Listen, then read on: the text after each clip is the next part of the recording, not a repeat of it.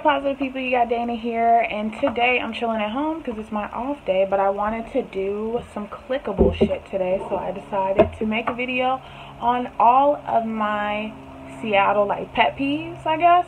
These are the things that I've come to get used to about staying out here, but honestly still irk me, on a molecular level still irk me. Okay, so the first thing is people not saying hello or greeting you, especially when you have extended the courtesy to greet them.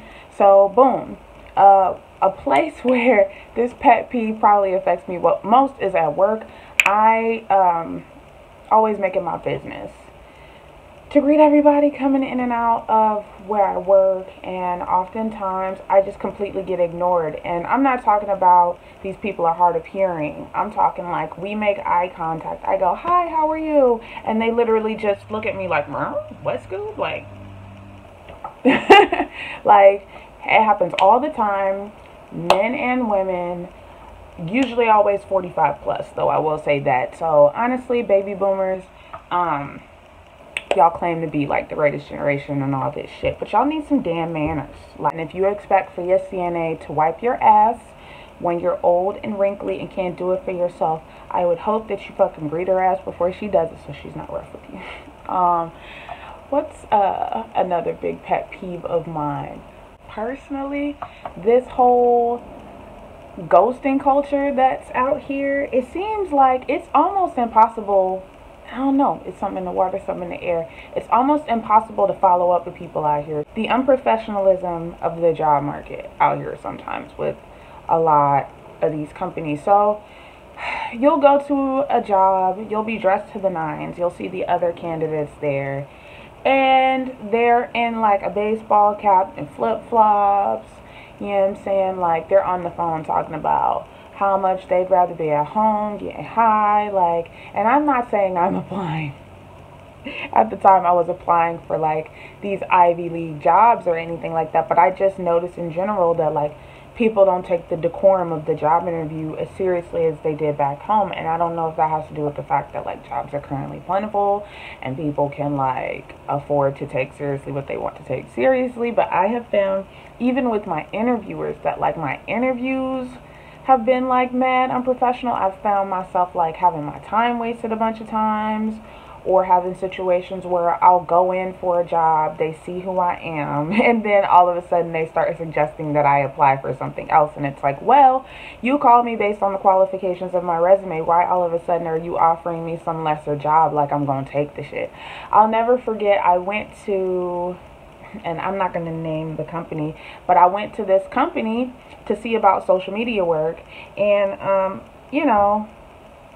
the requirements that they had was just, they were looking for somebody to help them running Twitter and running a YouTube potentially and things like that, and they weren't looking for a YouTube star or anything. It was just a nice entry-level opportunity to get your feet wet with a company that needed to bolster their social media presence.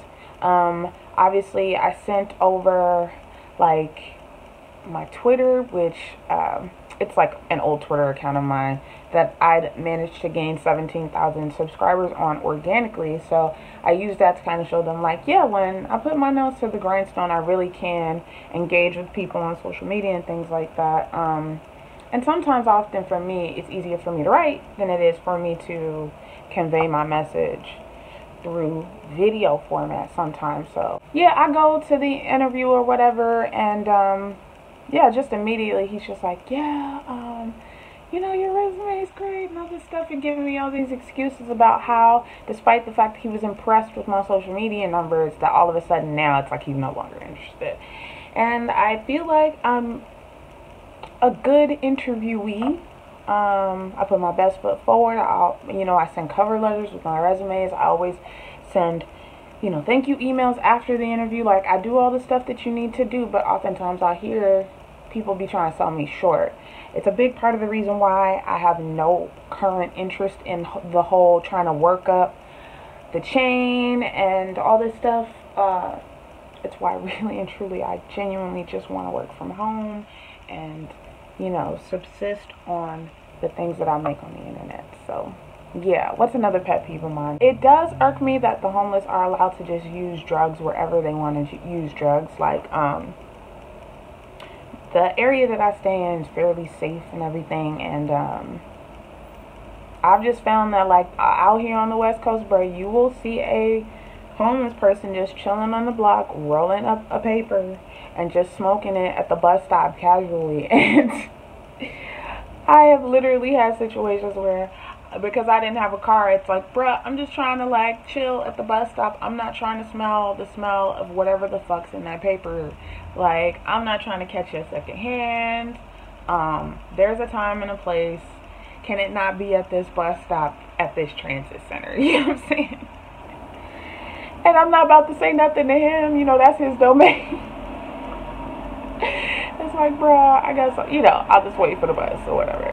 I hate going into stores, especially all white stores, and them trying to broadcast that I didn't want to donate to whatever bum ass cause they have. So right now, Dollar Tree is having people, having the cashiers take dollar donations for, like, you know, you can buy a little something for the Marines and stuff like that.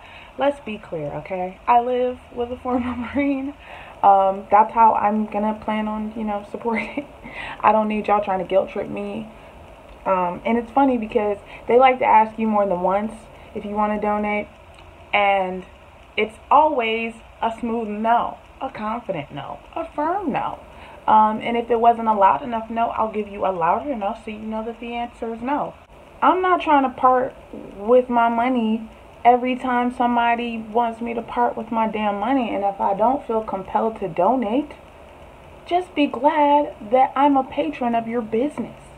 And if you would like to, cashier, you can take money out of your own pocket on my behalf and donate it to said cause. You know what I'm saying? So that irks me. That irks my soul. Another thing that irks my soul is people who like to ask me asinine questions about my hair.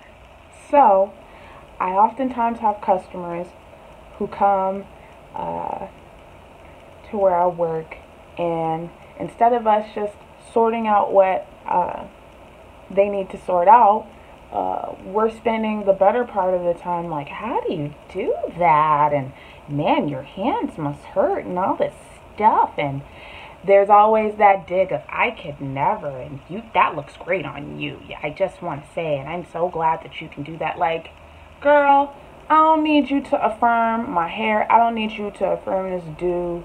If we're just having, like, you know, innocuous conversation about it, then fine, I'll engage, but we're not going to spend time that's meant for what it was you came in for on my hair, you know? So it's not even that I'll be offended by it. A lot of times it just ends up going to, can I touch it? Like, it's like you're asking all these questions in the hopes that I might allow you to touch it, and the answer is a smooth no.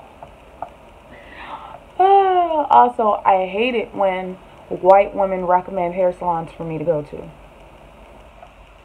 Like, sorry, you and me don't have the same hair texture, baby girl. Yeah, no, just no. I don't need your help with my hair. I don't at all. I didn't ask for your help. I just don't need your help. As always, give this video a thumbs up if you like it, and if you haven't already, go ahead, subscribe, and hit the notification bell so you know every single time I post. And until next time, peace, positive people.